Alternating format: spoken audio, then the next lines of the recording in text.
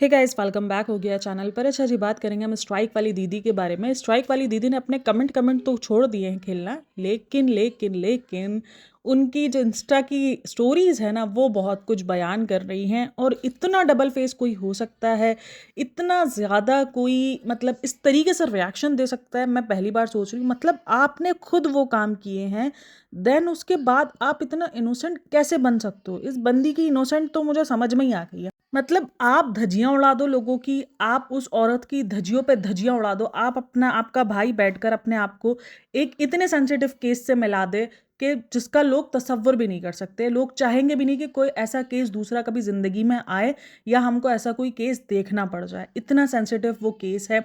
कोई भी नहीं चाहेगा कि इस किस्म का केस कोई दुनिया में दोबारा दुनिया में हमको, मैं सिर्फ इंडिया की बात नहीं कर रही हूँ, सिर्फ दुनिया में हमें देखने को मिल जाए। तो ये तो हम सोच ही नहीं सकते, सही है। लेकिन उस चीज़ को उन्होंने मिला दिया, अपने अपने पॉइंट ऑफ व्यू उन्होंने अपना सब कुछ दिखाया है, लेकिन सामने वालों से बस बोला जा रहा है कि वो डिग्निटी मेंटेन रखे। उसने अपना मुंह क्यों खोला? और अगर उसने मुंह खोला तो उसने ये क्यों नहीं बोला कि ये रिश्ता मेरी वजह से ख़त्म हो रहा है, मेरे माँ बाप ने मुझे चढ़ाया, मेरे माँ बाप ने मुझे ऐसा बोला, मेरे माँ बाप ने मेरे साथ मुझे बोला कि तुम ये रिश्ता ख़त्म कर दो, तुम एलिमनी कर लो, तुम पैसों के लिए शादी करो। उसने ये बात क्यों बोली? उसने ये क्यों बोला कि मेरे हस्बैंड के मल्टीपल अफेयर्स थे, मुझ पर यूट्यूब बनाने का प्रेशर करवाया जाता था? उसने उस इन लॉज को प्रेस क्यों नहीं किया कि मेरे इन लॉज ने मुझे यूट्यूब चैनल के लिए इनक्रेज किया? मुझे मेरे मतलब भाई, मैं यहाँ पर बात करना चाहूँगी स्नैपी गर्ल की, ठीक है। स्नैपी गर्ल का तो चैनल पूरा का पूरा रिलाय करा था उसके हस्बैंड पर, उसके हस्बैंड की पूरी एक तरीके से सपोर्ट हासिल थी, क्योंकि सबसे पहला चैनल उसके हस्बैंड ने खोला था, जो फर्स्ट हस्बैंड था। उन्होंने वो द रॉड नाम का जो चैनल था उन्होंने वो ओपन किया था। उसके बाद स्नैपी गर्ल एक चैनल आया था जिस पर सपना और उसकी जो ननन थी, जो फिलहाल अभी आजकल तो अलग ही चल रहा है, उनका कंटेंट आता था, उनकी रील्स आती थी, उनकी वीडियोस आती थी। वहाँ पर वो नाचती कूदती कंटेंट बनाती थी, डेली व्लॉगिंग टाइप का कंटेंट वो दोनों बनाती थी, चैलेंजिंग वगैरह। तो उसने भी इतना ज़्यादा प्रेज नहीं किया अपने हस्बैंड को कि मेरे हस्बैंड ने, हालांकि उसकी तो पूरी की पूरी आप समझ लो, अगर इंटरनेट की जो भी फेसिंग है ना, जो फेस वैल्यू इंटरनेट की बनी है, वो उसके हस्बैंड की वजह से बन पाई।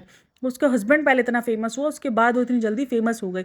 वो तो बंदी ऑलरेडी फेमस आई हुई थी, तो तुम उसको चाह रहे हो कि उसने ये सब कुछ, मतलब यहीं से आपका टिपिकल माइंडसेट हमको दिख जाता है। अच्छा, मैं ये सब ऐसे ही नहीं बोल रही हूँ। उन्होंने अपने इंस्टाग्राम पर एक स्टोरी शेयर की है, उस स्टोरी के अंदर ना उन्होंने उसका हवाला दिया है फ्लाइंग बीस्ट की जो वाइफ थी, उन्होंने जो शेयर की थी ना, जब उनकी डिवोर्स की न्यूज़ आई थी और वो आ गई थी, लोगों ने उनको सिंपतियाँ दी थी कि ये मेरा और मेरे हस्बैंड का मामला है, आप लोग दूर रहें। उस पर भी बहुत बड़ी कंट्रोवर्सी बनी थी कि भाई वो मामला जो सोशल मीडिया पर आ जाए, वो मामला आपका मामला रहता ही नहीं है। आपका मामला उस वक्त रहता है जब वो सोशल मीडिया पर अवेलेबल ही नहीं होता। आपका सोशल मीडिया पर डिस्कशन हो गई, आपकी सोशल मीडिया पर सारी बात आ गई, और अब आप लोग आकर बता रहे हो डिग्निटी मेंटेन करने के लिए वो वीडियो अपलोड की कि सामने वाले को अपनी डिग्निटी मेंटेन रखनी चाहिए। वो मेंटेन डिग्निटी सामने वाले ने बहुत टाइम तक रखी थी, आपकी 4 वीडियोस तक रखी थी वो डिग्निटी मेंटेन। सामने वाले ने कुछ शब्द नहीं बोले थे, लोग पूछ रहे थे, लोग सवाल कर रहे थे, लोगों ने धज्जियां उड़ा दी थी कमेंट सेक्शन में जाकर उसकी। उस बंदी ने अपनी डिग्निटी मेंटेन करके रखी थी। डिग्निटी पर मजबूर किसने किया कि वो छोड़े? और उसने तो अब भी जस्ट सिर्फ जो केस किया है उसकी बात की है, उसने बाकी कोई और एलिगेशंस वाली कहानी की नहीं है, उसने किसी भी किस्म का कोई एलिगेशन और लगाया ही नहीं है। मतलब आप चाह रहे हो एक रिश्ता टूटे, आपका भी तो रिश्ता टूट रहा है, फिर क्यों आप अपने बहू के लिए स्वीट ना रह सके? क्यों आप ये ना बोल सके कि नहीं वो लड़की गलत नहीं थी, हमारे दरमियान इशूज थे? आप लोग भी तो इस चीज़ को कवर अप कर सकते थे ना, जिस तरीके से पहले उस चीज़ को सॉर्ट आउट किया गया था। आप लोगों ने भी तो ना चाहते हुए भी कितने इल्ज़ाम लगाए, ये बोला गया, इवन ये तक सुनाई दे रहा है कि जो पैचअप हुआ था वो भी हिमांशी ने बहुत सोच समझ के पैचअप किया था, क्योंकि उसको घर बेचना था। अगर वो घर उसी का था तो वो घर तो बाद में भी बिक जाता, वो घर तो बिक ही जाता ना उसका घर, अगर वो घर उसका था। यानी इनका कहना है कि हिमांशी ने बड़ी चालों के साथ जो है वो काम किया है। हिमांशी ने पहले घर बेच के उसका पैसा भी जो है वो ले लिया, और अब वो एलिमनी भी कर रही है। और देखो मैं एक बात बोलूँ, जो लॉ है वो इतना ज़्यादा तो नहीं है ना। वो पहले के अगर उसने देखा होगा कि अगर वो घर हिमांशी का और ऋषि का दोनों का होगा और उसके पैसे सिर्फ हिमांशी ने लिए होंगे, तो ऑब्वियसली वो तो नहीं बोलेगा कि नहीं नहीं अब एलिमनी में भी दो। तो जाहिर सी बात है, पहले का घर वो उसने ले चुकी है।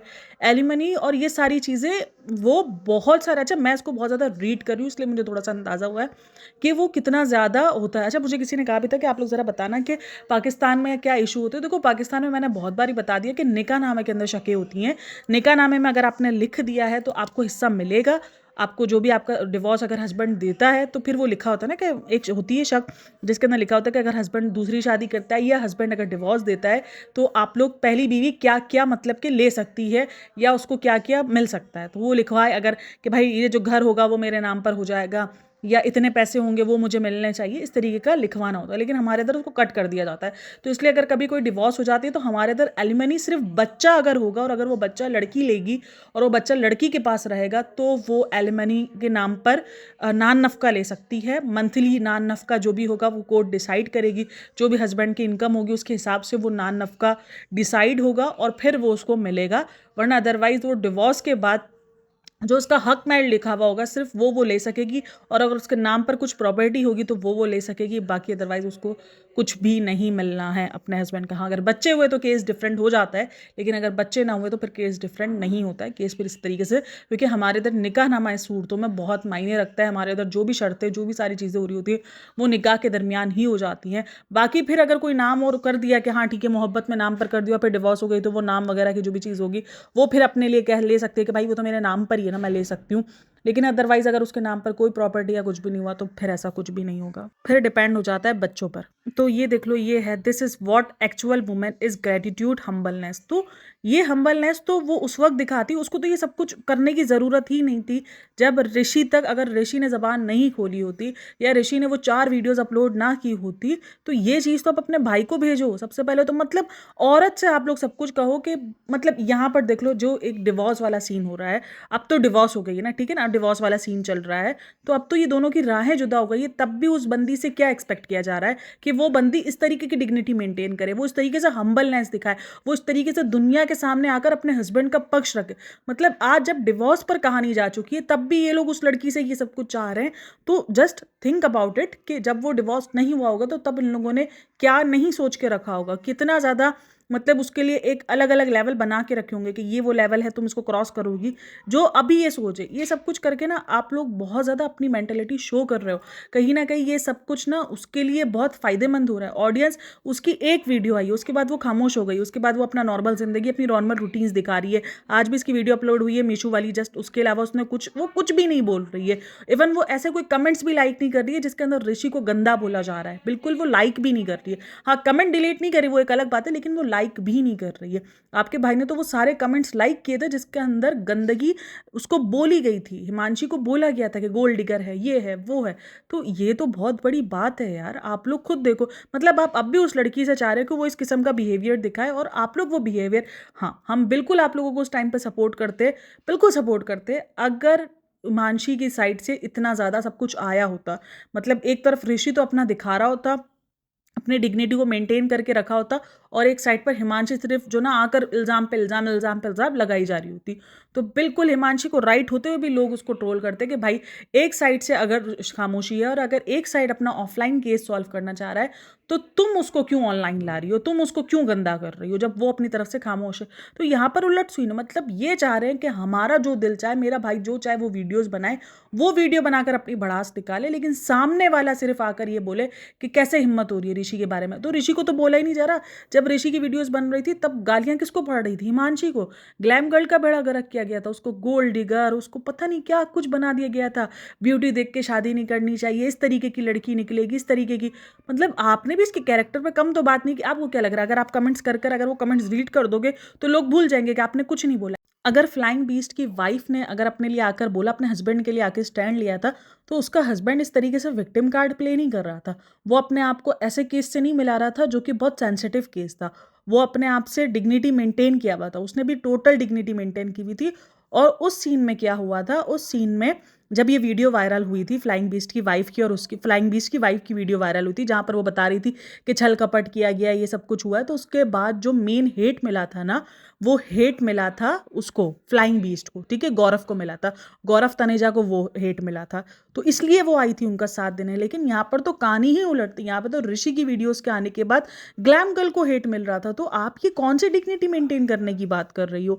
मतलब आपको खुद भी अंदाजा है या आप लोग सब कुछ सिर्फ अपने आप को इनोसेंट दिखाने के लिए और अपने आप को मासूम दिखाने के लिए कुछ भी रीशेयर कर दोगे, कुछ भी बोल दोगे? मतलब यार आप लोगों को, मैं एक बात सोचती हूँ कि इनको अंदर से कुछ फील नहीं हो रहा होता कि यार हम ये कैसे लिख सकते हैं, जबकि डिग्निटी की धज्जियां तो हमने खुद उड़ा ही नहीं है। उसने तो सिर्फ मल्टीपल अफेयर्स का है, आपने तो उसके 14-15 बॉयफ्रेंड्स को खड़ा कर दिया, आपने तो बता दिया कि वो जयपुर। उसने तो सिर्फ ये बोला कि वो ट्रिप पर जाता था, वो भी अकेले। उसने ये नहीं बोला था कि कोई इनके साथ जाता है या वो वहाँ पे जाके कोई रंगरेलिया मनाता है। उसने सिर्फ ये कहा कि वो ट्रिप पर जाता है, उसको हर 6 महीने बाद उसको सुकून चाहिए होता है, जो कि वो कहता है कि मुझे हर 6 महीने बाद एक ट्रिप पर, एक फॉरेन ट्रिप पर जाना होता है, जहाँ मुझे अकेले सुकून मिले। उसने तो ये बात कही, उसने तो नहीं बोला कि वो ट्रिप पर किसी लड़कियों के साथ जाता है। आपने तो जयपुर में उससे मुलाकातें करवा दी लड़कों से। तो आपने आपने डिग्निटी का धज्जियां तो आपने भी उड़ाई हैं। सबसे पहले डिग्निटी की धज्जियां जो उड़ानी शुरू हुई थी वो तो आपके भाई के चैनल से स्टार्ट हुई। तो अगर आपके भाई ने वो 4 वीडियोस निकाली तो वहां पर डिग्निटी तो आपके भाई को दिखानी चाहिए थी। जब हिमांशी को गालियां पड़नी स्टार्ट हुई तो उसको आके कहना चाहिए था कि हमारा जो मसला है हम ऑफ कैमरा सॉल्व कर लेंगे, आप लोग उसको गालियां मत दे। लेकिन वो किस मुंह से आता, क्योंकि डिग्निटी की धज्जियां तो उसी ने उड़ाई थी। वो तो जिस वीडियोस में उसको, जिस कमेंट सेक्शन में उसको गालियां पड़ रही थी या उसको बुरा भला बोला जा रहा था, वो तो उन कमेंट्स को लाइक कर रहा था। जिस कमेंट्स में सेक्शन में उसको ये कहा जा रहा था कि नहीं आप बहुत मासूम हैं, आप ये हैं, आप वो हैं, वहाँ पर तो वो अपने आप को मजलूम और मासूम दिखाने की ट्राई कर रहा था। और डिग्निटी आपको सामने वाली लड़की से चाहिए, क्यों? क्योंकि वो लड़की है, तो इसलिए वो अपनी डिग्निटी को मेंटेन रखे। उसको कम से कम आके नहीं मुंह खोलना चाहिए था। हमने जो करना था हम करते फिरे, और ये बंदी इतनी को मासूम बन गई है, मैंने समझ नहीं पड़ा। अगर मैं वाकई उसके वो कमेंट्स ना देखती और मैं उसकी वो चीज़ों को ना देखती, एक इसको ना बहुत ज़्यादा सेल्फ ऑब्सेस्ड है, इसकी वीडियोस में मैंने बहुत सारी नोटिस की है। इवन एक इसकी क्लिप बहुत ज़्यादा वायरल हो रही है जहाँ पर वो रोटी, जो ना इसकी अम्मी बोलती है कि मैं रोटी बना के दे रही हूँ, तो बोलती है नहीं नहीं आप मानो या ना मानो रोटी तो मेरे हाथ की अच्छी बनती है। यानी इसको ये कि हर चीज़ में ये परफेक्ट। ये राजपाल यादव है, नहीं हाँ मैंने नाम नाम याद कर लिया राजपाल यादव का। तो ये राजपाल यादव है जो बोला जाता है ना, मैं हर चीज़ करूँगा, मैं हर चीज़, मुझे हर चीज़ आती है। इसका वो वाला सीन है। अभी कमेंट्स अगर उसकी वीडियोस में देखो तो बोलती है आप लोगों के कमेंट्स किसी को हर्ट भी कर सकते हैं। तो वो कमेंट्स स्टार्ट कहाँ से? मुझे बताओ, इतने टाइम से ये लोग अलग हैं, इतने टाइम से ना, काफ़ी टाइम से इनकी वीडियोस नहीं है। ऋषि ने भी काफ़ी टाइम तक डिग्निटी मेंटेन की थी, इसकी इस तारीफ मैंने बहुत बार की थी अपनी वीडियोज़ में। जब भी ऐसे कोई डिवोर्स का मामला आता था ना, जब भी हम रिव्यू करते थे तो हम इसमें सबसे बड़ा जो एग्जाम्पल सेट करते थे ना, वो ग्लैम कपल को करते थे कि नहीं यार उन्होंने किस तरीके से अपनी डिग्निटी को मेंटेन करके रखा है। दोनों ने करके रखा है, गलती किसकी है किसकी नहीं है वो तो बात की बात है, लेकिन डिग्निटी मेंटेन दोनों ने करके रखी है। दोनों ने अपने रिश्ते को, एक अगर प्यार भरा रिश्ता दिखाया था तो उन्होंने उस रिश्तों का मान रखा है, उस रिश्तों को धज्जियां उड़ाने के लिए पेश नहीं कर दिया गया। लेकिन हमारे ही मुंह पे चाटा पड़ा कि यहाँ पर कुछ भी हो सकता है, सोशल मीडिया है तो ये कुछ भी हो सकता है। तो क्या थी, मैं किधर थी, हाँ वो कि जिस तरीके से उसकी वीडियोस मैंने देखी है वहाँ पर बहुत सेल्फ ऑब्सेस्ड बनती है। देखो सेल्फ ऑब्सेस्ड होना कोई बुरी बात नहीं है। बुरी बात कब बनता है? जब आप अपने से ऊपर किसी को कुछ समझना ही छोड़ दो, आप समझो भाई मैं ही हर जगह ठीक हूँ, तो वो फिर खतरनाक हो जाता है कि नहीं यार आप अपने से ज़्यादा तो किसी को समझ ही नहीं रहे। कॉन्फिडेंस होना, ओवर कॉन्फिडेंस होना बहुत छोटी छोटी सी बात है, बहुत छोटी छोटी सी लकीर है। मैं हमेशा कहती हूँ घमंड और फ़ख्र में बहुत ज़्यादा छोटी सी लकीर है। आपको नहीं पता चलेगा आपका फ़ख्र कब घमंड में चेंज हो जाएगा, आपको नहीं अंदाज़ा होगा। तो ये चीज़ें ना बहुत छोटी छोटी लकीर है, या आपको खुद फील नहीं होगा, आपको सामने वाला ही फील करवा सकता है। आपको थोड़ी फील होगा कि आप यहाँ पर गलत हो, आप सामने वाले के ओपिनियन से समझ पाओगे कि हाँ यार मेरी गलती तो यहाँ पर है। कोई इंसान अपने आप को खुद जज कर सकता है कि मैं यहाँ पर गलत हूँ?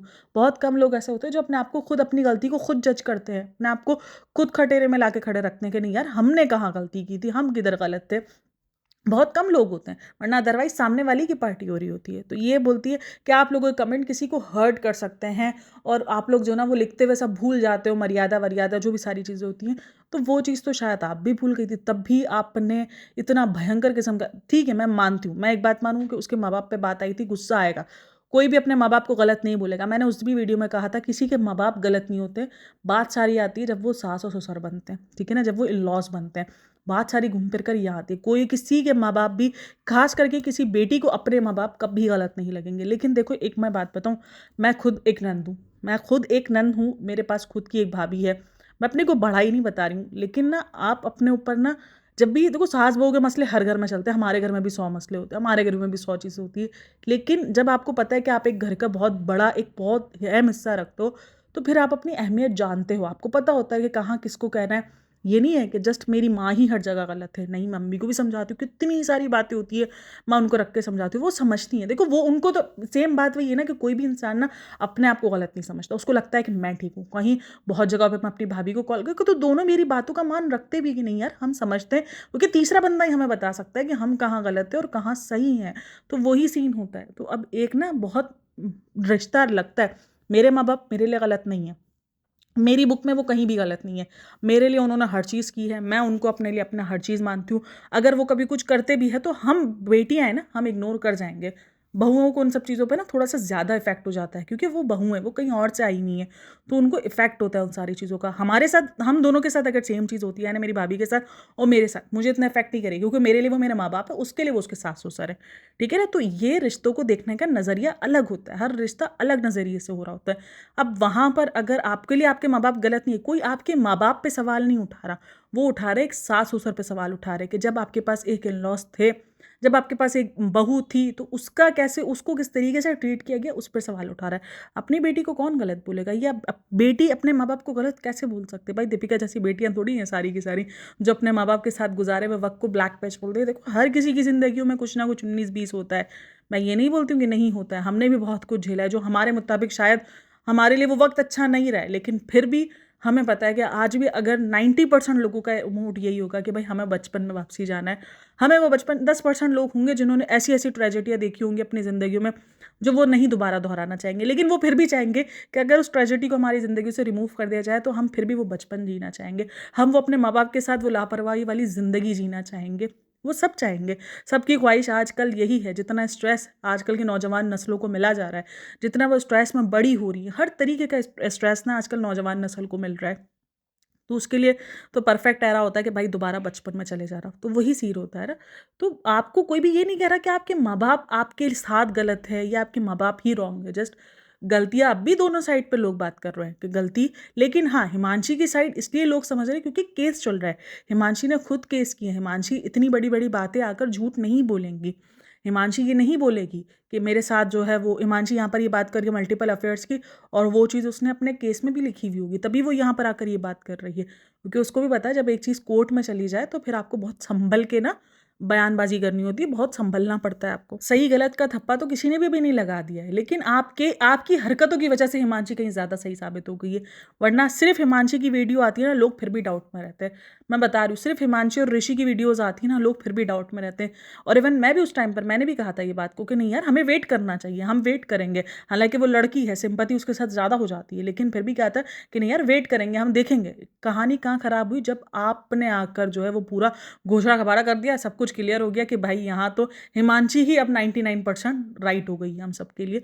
तो यहाँ पर सीन खराब किया तो वो आपने खराब किया। अगर आप अपने आप पे कंट्रोल कर लेती, अपने एंगर पे कंट्रोल कर लेती, अगर आप कमेंट सेक्शन पे जिस तरीके से, हिमांशी की फैमिली तो आकर कमेंट नहीं करती, उसको भी कितना कुछ बोला गया है ना, उनकी साइड से तो किसी ने भी इस तरीके के कमेंट्स नहीं किए कि क्यों हिमांशी को बोल रहे हो, क्यों जो है आप इस तरीके से बोल रहे हो। उसके माँ बाप तक को बात की गई है, उसके वो रिश्ते उछाले गए हैं जो वो वहाँ पर है भी नहीं, इसके बुआ के रिश्ते, इसके माँ बाप जिनको हम देखते भी नहीं है इतना ज़्यादा कोई इसकी वीडियोज़ में, क्योंकि उसका कंटेंट कभी फैमिली व्लॉगिंग रहा ही नहीं था, तो हमने उनको तो पहचानते भी नहीं है। अरे कितने लोग तो ऐसे होंगे जिनको पता भी नहीं होगा हिमांशी के माँ बाप कौन है। हिमांशी का एक भाई ज़्यादातर नज़र आता है, वो जो छोटा वाला भाई है राघव, आई थिंक राघव ही नाम है उसका, तो वो अक्सर वीडियोज़ में नज़र आता है। बाकी हिमांशी के कोई रिश्ते इतने ज़्यादा नज़र नहीं आते। थोड़े बहुत रिश्ते उसने अब इंट्रोड्यूस करवाए हुए कि हाँ, ये मेरी बुआ है, ये है, ये वो है। लेकिन आपने तो उसकी उन रिश्तों की धज्जियाँ उड़ा दी जो सोशल मीडिया पर अवेलेबल भी नहीं है, जो अपने आप को आकर यहाँ पर साबित भी नहीं करने को कि भाई नहीं, हम बताते हैं। तो उन्होंने भी तो नहीं किया ना, उन्होंने भी रिएक्शन नहीं दिया, आप भी शायद खामोश रह जाती। आपका भाई और आपकी भाभी की जंग थी, तो आप उस टाइम पर जो डिग्निटी जो मेंटेन आपने अब की, यानी 3 दिन के बवाल के बाद आपने उस चीज़ को मेंटेन किया, आप वो भी कर लेती। अब मेंटेन करने का क्या फ़ायदा जब आपने सब कुछ ज़हर उगल दिया है, और अब भी आप अपनी स्टोरीज़ के ज़रिए ज़हर उगल ही रही हो। आप बता ही रही हो कि भाई उसको डिग्निटी मेंटेन करनी चाहिए थी। क्यों वो डिग्निटी मेंटेन करे जब आपकी तरफ से नहीं आया? हाँ, हम सब उसको उस वक़्त बिल्कुल जाके गलत बोलते अगर वो सबसे पहले ये सब कुछ ले आती। हम कहते कि भाई क्यों आप सोशल मीडिया पे लेकर आई हो? आप लोगों ने अपना ऑफ कैमरा, आप लोगों को जब मसला सा चल रहा है तो आप ये व्यूज़ के लिए आई हो? क्योंकि व्यूज़ ही होते हैं। सोशल मीडिया पे किसी भी किस्म का आपको इंसाफ नहीं मिल सकता है। सोशल मीडिया कोई इंसाफ का प्लेटफ़ॉर्म है ही नहीं। खैर, आप लोगों की इन सब में क्या राय है मेरे साथ लाज़मी शेयर करना। ये कुछ ना कुछ थोड़ा दिन ना, मतलब मैं सोचती हूँ कि यार मुझे तो आज तो कुछ भी नहीं मिल रहा है, क्योंकि नॉर्मल वीडियोज़ आ रही है। ऋषि की भी कोई वीडियोज़ नहीं आई, स्क्रिप्ट अब तक रेडी हुई नहीं है ऋषि की। तो ऋषि की भी कोई वीडियोज़ नहीं है, हिमांशी की भी नॉर्मल सारी स्टोरीज़ है। लेकिन ये एक बंदी अपनी स्टोरीज़ से भी ना कंटेंट दे के जा रही है, एक स्टोरीज़ से भी। यानी उसकी वीडियोज़ नॉर्मल है, उसकी वीडियोज़ में नॉर्मल था, लेकिन स्टोरीज़ से भी वो कंटेंट दे के चली गई है।